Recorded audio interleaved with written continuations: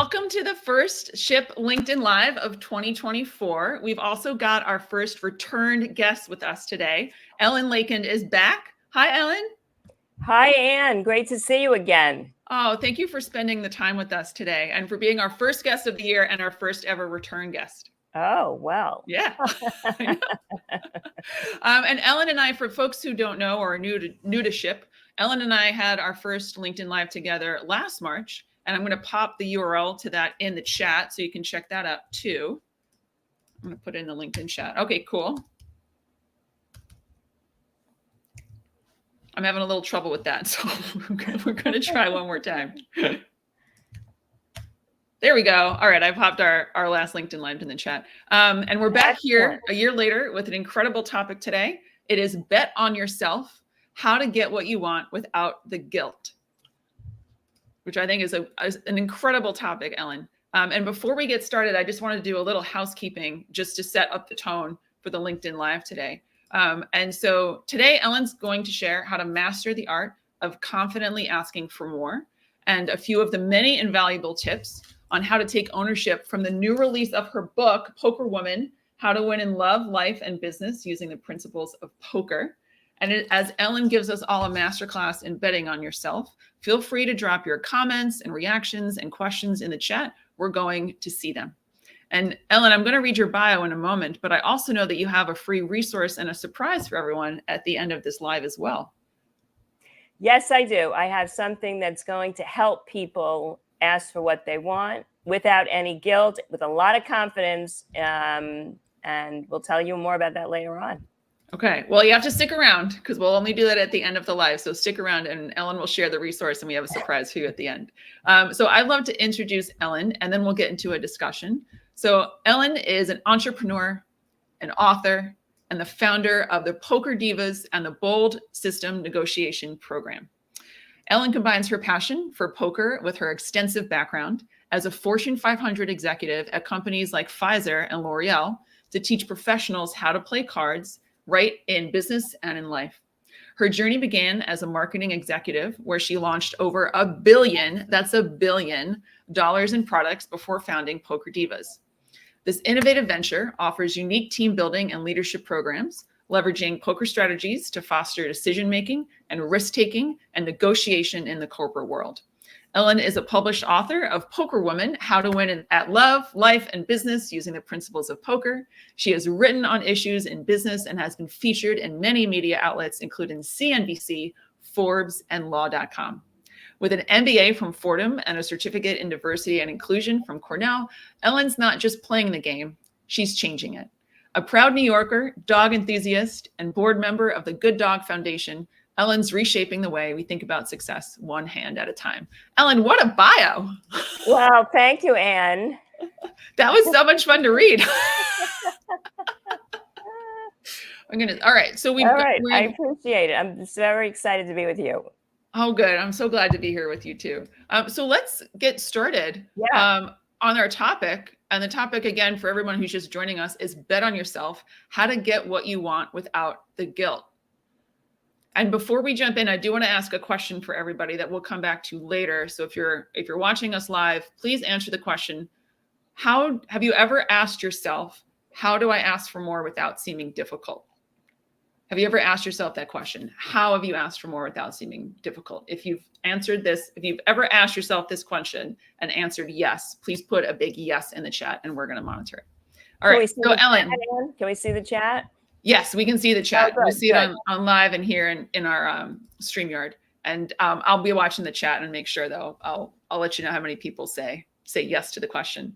So Ellen, how can we get what we want without the guilt? Well,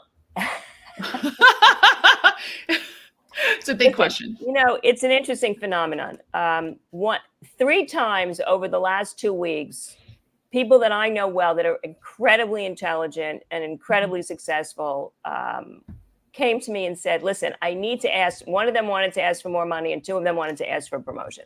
I said, I really want to ask for this. I know I deserve it, but I don't want people to think that I'm being difficult and I'm not a team player. Mm-hmm. Well, you know what? I get it because I used to do that. But the reality is we need to do it. You're not being difficult. You're asking for what you deserve and is rightfully yours, assuming that you do in fact deserve it. So it's one of these things, and I do believe it's gender based. I don't think any man ever said, I'm not going to go for that. I'm not going to go for that raise because I don't want people to think that I'm difficult. You think anyone, if I ever said that? I don't think so. And I'm not trying to make this a gender issue. I'm just saying the reality is, these are statistics, these are numbers. This is not my opinion. This is an issue, particularly with women. I'm not saying it's only women, but it's particular to women. And, because there's something that goes on in our head that says, let's keep the peace. I want people to like me. Let's get along. I don't want to feel greedy. And that's a problem. And that's what holds women back. That's what keeps the gender pay gap as big as it is. And although it's slowly coming together, unfortunately, it's really slow. Mm-hmm. What really is difficult is if you don't ask and you lose out on money, you lose out on prestige, you lose out on advancement, you lose out on self-worth. That's what's going to be difficult, not asking. I think that resonates with me. I think a lot of times everyone calls it imposter syndrome, but I like to call it imposterism. Okay. Where it's like, I just constantly feel like I shouldn't be here or I'm not good enough to do this. And a lot of the women I know, we have the same ailment. I think we all. Yes, it's an ailment. I like that. It is an ailment. Yeah. And the way to get past it is you got to keep doing it. You just got to keep doing it, because the first time you do it, it's very uncomfortable. And the second time you do it, it's a little less uncomfortable. It's like a muscle, like anything else we do. But it's really mindset. It's a mindset of non-worthiness, and that's not a good place to be. Mm. Again, and Ellen, so I read a couple chapters of your book again last night. I think I've read your book about 3 times. And now we're on the number 4. But you actually mentioned this. What you just said, you said start small. Could you actually say this in the book? The quote is, start small and practice with little things. You say the next time you're in a restaurant, why not order for your table? If you're in the taxi cab, tell the driver the route you prefer to take. If you get resistance, push back. Yeah, I'm big on food and Ubers, so those are those are relevant for me, right? But if that's not your thing, that's not your thing. Ask somebody to do you a small favor, small things, and you'd be surprised what people say yes to. You'd be really surprised sometimes if you just ask when people say yes. It's the most amazing phenomenon. But beyond that, it's just getting into the mindset of, this is what I am worth. This is what I want. And you can't expect people to read your mind, because nobody knows. I tell people, nobody woke up this morning and said, I'm going to give Ellen some more money because I really like her. Just doesn't happen. Right. And I shouldn't say never, but it most likely would not happen, and certainly not in the workplace. So just do it. Just do it. And most people will not think you're difficult. And if they do think you're difficult and they give it to you anyway, so be it. I think I also suffer from this too. And I think it's part society, it could be a lot of different factors, but always wanting to be liked. Yeah. I have a trouble with that. But when I think back on it, and I actually know some people who I may not like, but I definitely respect. Yeah. And if I really dig down deep, I'd rather have respect. Yeah. Well, listen, if you can get both, that's great. I'm not saying, you should walk around and make sure nobody likes you because you're so difficult, so to speak. But for you want a raise, you want a promotion, you want more money, need a new client in an organization. Okay. You've done XYZ. You've proven yourself. Mm-hmm. And the industry pays X or gives X, you can get it too. Do you find it helpful to kind of talk about this with somebody else, like a friend or a coach, or maybe do some role playing if you're preparing to ask for more money? It always helps. It always helps if you can say it out loud, because sometimes the biggest obstacle is just saying it out loud. We keep things, and I'm very guilty of this too sometimes. You keep things in your head and you think, all right, it's in my head. I get it. But once the words come out, you can't get the words out. So yes, if you have a coach, if you have a friend, whoever it is, even if you have nobody there, you can say it out loud to yourself, your dog, your cat, whatever, and just get the words out of your mouth and practice getting comfortable with it. And you know what? If you're not comfortable with it, that's okay too. Just do it anyway. You know, I equate that. The first time I walked into a poker room, I was afraid to walk across the floor. I barely could get from, I was at the Borgata Hotel in Atlantic City, and I could barely walk across the floor. But I walked across, and then the next time it was easier and so forth. So, you know, this is an important thing. And I can't remember who said this. I read this the other day. It's if you don't feel confident, that's okay. Do it anyway. And you'll build confidence by doing it. It's just like a sport. The more you do it, the better you get at it. Whatever it is, playing poker, the more you do it, the better you get at it. So keep doing it, and don't and avoid worrying that people are going to think you're difficult. I would agree with that sentiment, where sometimes I feel like I hold myself back from doing something because I don't feel ready. But then the question is, will I ever feel ready? Usually not. Do you know what I mean? I should just do it. And I also suffer from perfectionism, where it's like, oh, it's not perfect, but you know what? It's good enough. It's good enough. It's good enough is right. It's good enough. It's good enough is right. You know, not everything's going to be perfect, and you're ready. And if you're not ready, you'll get ready when you're in the job. You know, again, that's a very, this study where when somebody applies for a job, women typically think they need 100% of the qualifications before they apply, and men and think they need something like 50. And and I'll tell you something even funnier. I never forgot this. One of our, I was speaking at an event, and I gave that statistic, and one of the guys came up to me after. He goes, "That's a crazy statistic." He goes, "If I wanted a job, I'd go after it if I'd had 0 qualifications." So I was like, "Good for you." So that's more of, that's the mentality, you know? Do you know what? I was thinking about this and the conversation that we were going to have today earlier this week, because I'm an entrepreneur as are you. And I was having a sales call about 2 weeks ago, and I didn't feel like I properly prepared, because I was in a position of strength in terms of they needed a speaker, they needed it short term. Do you know what I mean? Like, I actually could have probably negotiated for more money. And I remember thinking afterwards, I'm going to set up time on my calendar before I have any sort of sales related call. And I'm going to go through the exercise to think, what's the situation? What am I worth? Do you know what I mean? What can I ask for? And I think the worst thing that someone can say if you ask, name a price or ask for something, is they could tell you no. And then you go from there. Exactly. No is not really a very scary word when you think about it in that context. No, all right. It's not actually. And to that point, if you get a no, you have a no. If you don't do anything, you'll never know. Oh, that's a good quote, Ellen. Right? If you get a no, you have a no. If you don't do anything, you'll never know. You'll never know. I mean, that's you have people always wonder, well, what would have happened if? Well, get rid of that and get a no. And the thing about a no can become a yes. A no can be a no for a moment, but a no isn't a no forever. Yeah. So I like to also do the exercise of imagine if you did get a yes. Yes. How cool would that be? That's a very good point. If you get the yes, you get the yes. But you have to risk the no to get to actually, you have to risk the no to potentially get a yes. Yeah. Right. If you risk the no, you'll never know.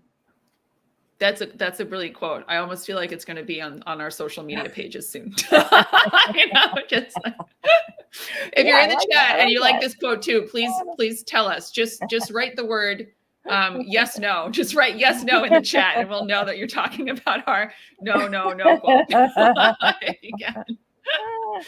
Awesome. Yeah. And Ellen, I also want to talk a little bit about your new book.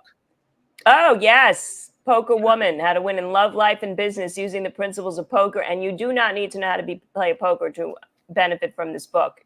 In fact, when I wrote the book, I didn't know that much about poker. Just enough. Well, just enough. Ellen, you have 21 chapters, each with a different tip. I know. A different concept.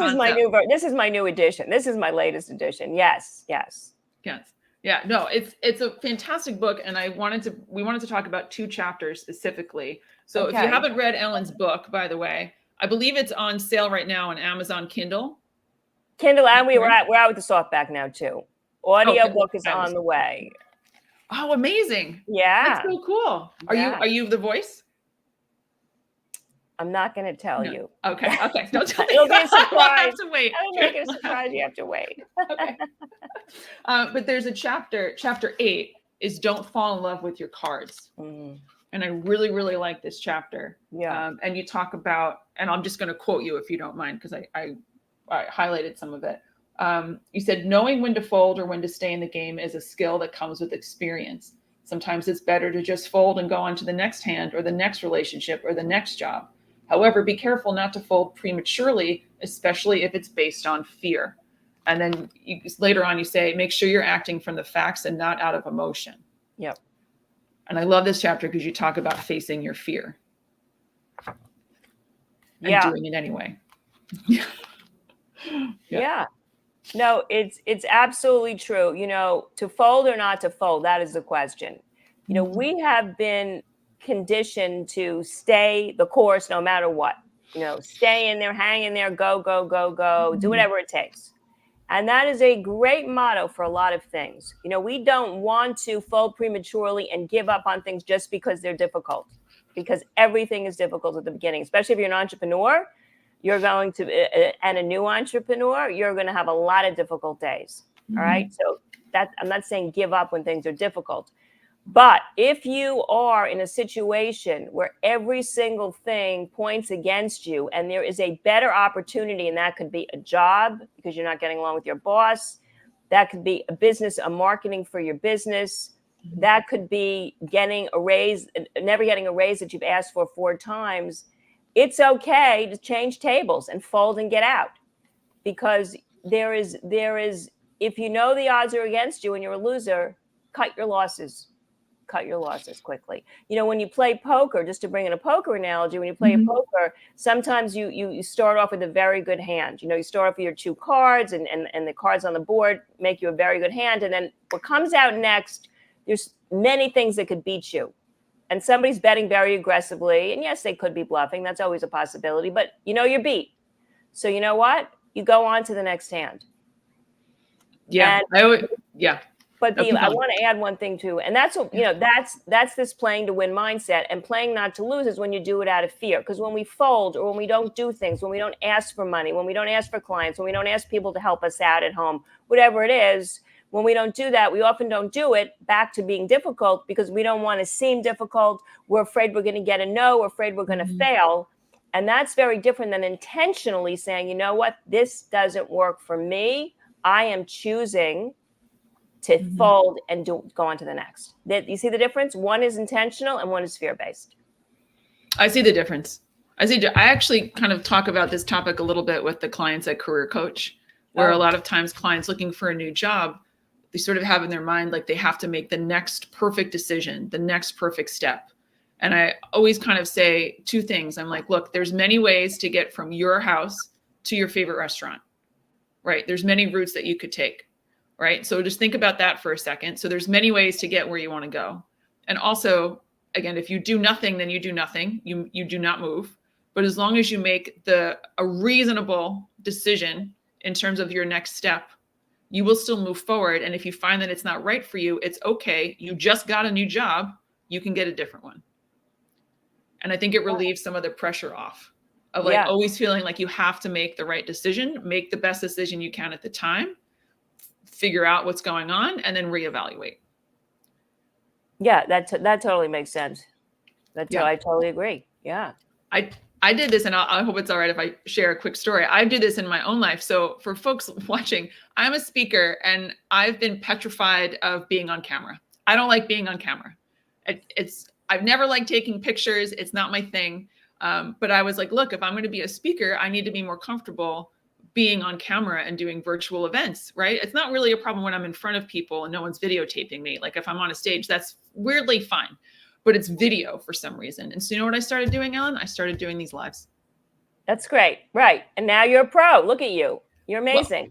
Well, thank you so much. Well, it actually turned out to be really fun. It also helps if you have a great guest. I'm going to be honest. That helps too. Yeah. But I love this chapter. So if you get Ellen's book, check out chapter 8. And I know we also wanted to talk a little bit about, I'm getting all my sticky notes in here.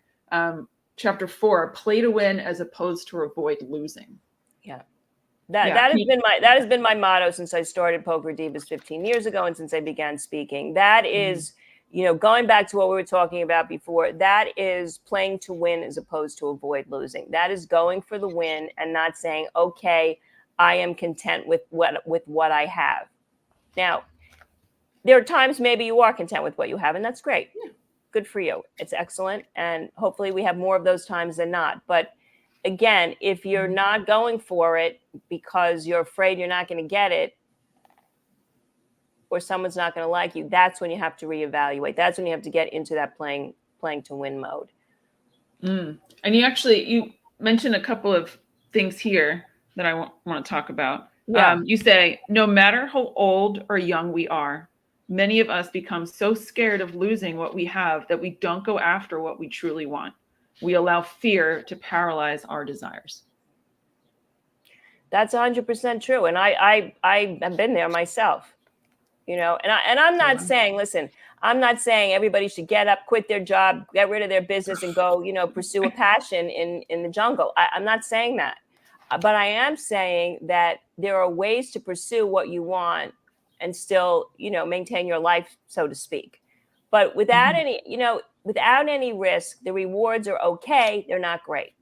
So if you're looking for a big reward, you're going to have to make some of those moves. Yeah, you mentioned this too. You say you have to take the initiative, because if you wait for others to recognize your worth or reward your competence, you're going to be waiting a very long time. You have to bet on yourself. That's actually the quote from the book. That's the quote. Exactly. Yeah. And that's right. And I'm glad you brought that up, Anne, because that's the reality of it. There are times that I look back where I didn't speak up and I sort of got moved into organizations where I didn't want to be moved. And I let someone else determine my destiny.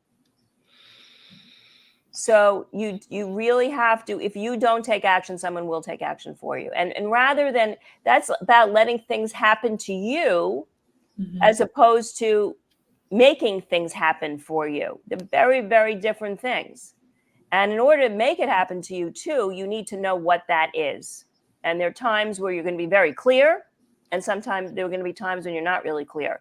But the only way to get there is to know exactly what you're asking for. You can't ask for something if you don't know what it is. Going back to money, promotions, jobs, go in there knowing, with a number in your head, with a title in your head, with whatever your want is in your head. Be very clear on it, because it's hard to ask for something. It's hard to go after something unless you clearly define what that is. And it'll be much faster. As one of my mentors says frequently, she says, micro clear, macro easy. So get micro clear, and it'll just be very easy. As in, like, take the time to really figure out what it is that you want. Yes. And then you'll be so clear that the path to get there will be clear as well, I'm guessing. And it'll be smooth. It'll be smooth because you know which way you're going. If you don't map it out, I've done this. I always talk from experience. When I say, people are like, well, you're good at this. You're good at this. I'm like, I'm good at it because I used to be bad at it and I learned. And now I'm good at it. And people have to recognize this. You're not going to get this the first time out. And that's fine. Yeah. It's like when you teach poker. When we do Poker Diva events, people play poker for they've learned the game for 15 minutes. They played it for 20 and they go, I'm not good at this game. Well, what are you good at that you've only done for 45 minutes in your life?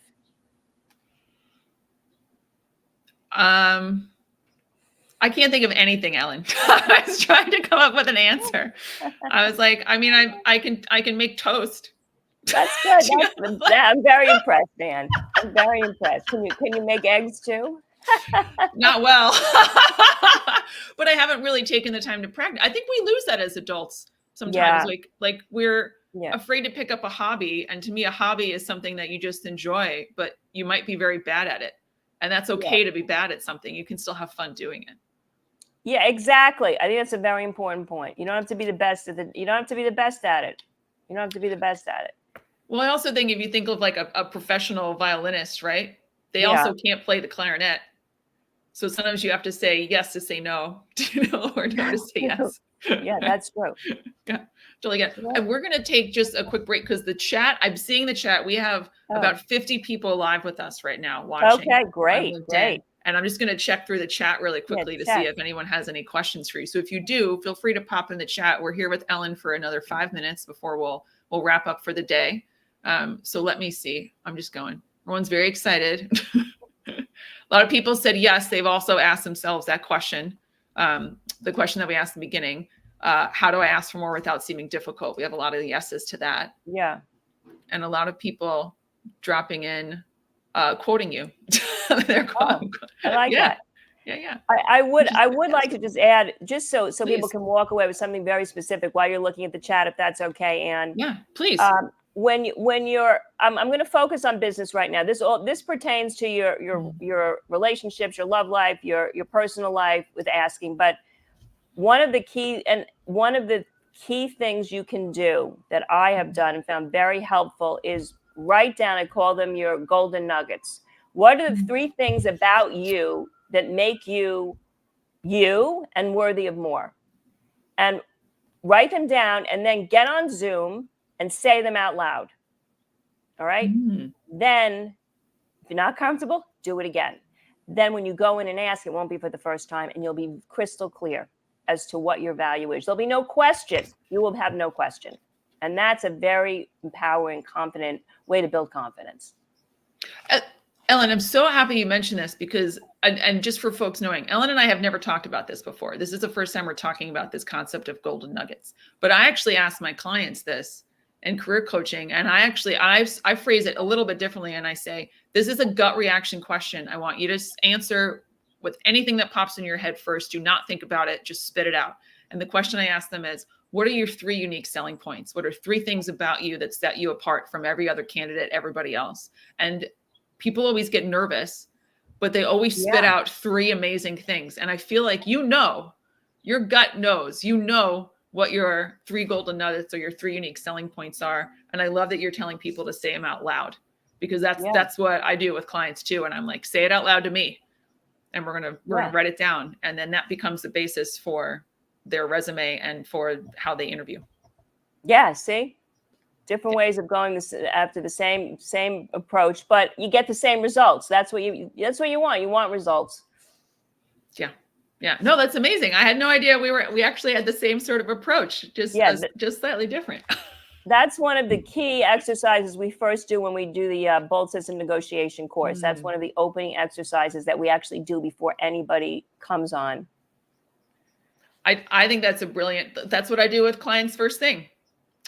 Ellen, we're like this. I didn't even know it. We didn't even know. We're from the same something. Well, we only have about 2 minutes left. And so what I'd like to do is, can you tell people how to reach out to you? And if you haven't taken one of Ellen's PokerDivas workshops, I highly, highly recommend it. In my past life in corporate, Ellen, we hired Ellen to come in and do workshops for us. And Ellen, you spoke in New York, DC, and in London at recruiting events. And your recruiting event was the most popular one I've ever been to. We spoke about that on the last live, so I won't go into it here. So go watch the previous live and listen to Ellen and I talk about that.